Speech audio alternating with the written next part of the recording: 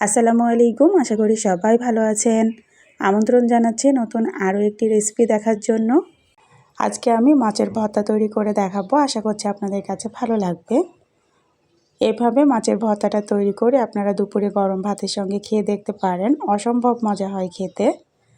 যারা কখনো এভাবে মাছের ভর্তা করে খাননি, একবার হলেও বাসায় ট্রাই করে দেখতে পারেন। মাছের ভর্তা করার জন্য আমি এখানে তেলাপিয়া মাছ নিয়েছি। এটা যে কোনো মাছ দিয়ে হবে, তবে তেলাপিয়া মাছের কাঁটা একটু কম থাকে, সেজন্য আমি তেলাপিয়া মাছটাই নিয়েছি। এখানে মাছের মধ্যে লবণ আর হলুদ মেখে নিব। মাছের মধ্যে লবণ আর হলুদটা ভালো করে মেখে নিতে হবে। এই তো আমি লবণ আর হলুদটা ভালো করে মেখে নিয়েছি। এবার মাছটাকে ভেজে নিব। এখানে রেস্টে রাখার কোনো দরকার নেই, সঙ্গে সঙ্গে ভেজে নিলেই হবে। চুলায় একটা কড়াই বসিয়ে আমি পরিমাণ মতো তেল দিয়ে দিচ্ছি। আর তেলটা কিছুটা গরম করে নিয়ে তারপরে মাছটা দিয়ে দিব। মাছগুলোকে এপাশ ওপাশ লাল করে ভেজে নিলেই হবে। এক পাশ ভাজা হয়ে গেছে, এগুলোকে উল্টিয়ে দিচ্ছি। মাছগুলো আমার ভাজা হয়ে গেছে, মাছগুলো উঠিয়ে নিব।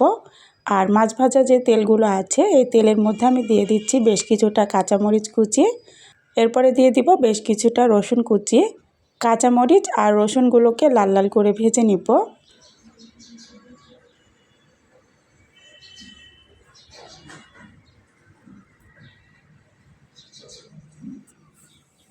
কাঁচামরিচ আর এই যে রসুনটা আমার ভাজা হয়ে গেছে, দেখতে পাচ্ছেন। ঠিক এইভাবে ভেজে নিতে হবে।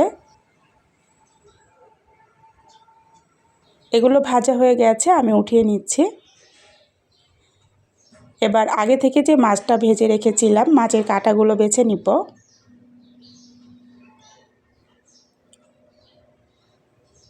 আমি তেলাপিয়া মাছ দিয়ে ভর্তাটা করছি, আপনারা যে কোনো মাছ দিয়ে করতে পারেন। এটা যে কোনো মাছ দিয়ে ভর্তাটা করা যাবে। আমি মাছের কাঁটাগুলো বেছে নিয়েছি, এই তো দেখতে পাচ্ছেন। এবার মাছটাকে আমি ভর্তা করে নিব। কাঁচামরিচ আর রসুনটা এই তো দেখতে পাচ্ছেন আমি ভেজে নিয়েছি। আর এখানে আমি পেঁয়াজটা কাঁচা দিব। কাঁচা পেঁয়াজ দিয়ে ভর্তাটা করলে বেশি মজা লাগে।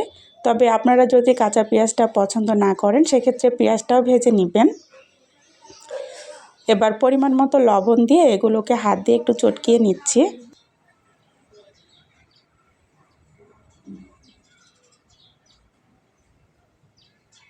এগুলোকে কিছুক্ষণ হাত দিয়ে মেখে নিয়েছি। এবার এর মধ্যে দিয়ে দিব সরিষার তেল। সরিষার তেলটাকে দিয়ে আবারও ভালো করে মেখে নিব।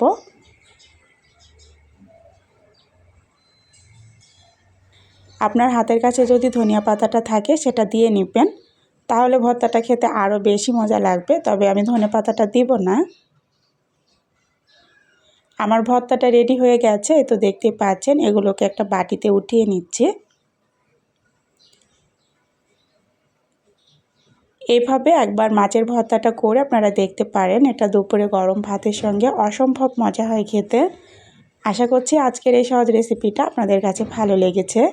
আর যদি ভালো লেগে থাকে, প্লিজ একটা লাইক দিয়ে চ্যানেলটা সাবস্ক্রাইব করে আমার সাথেই থেকে যাবেন। আজ এ পর্যন্তই। সবাইকে আল্লাহ হাফেজ।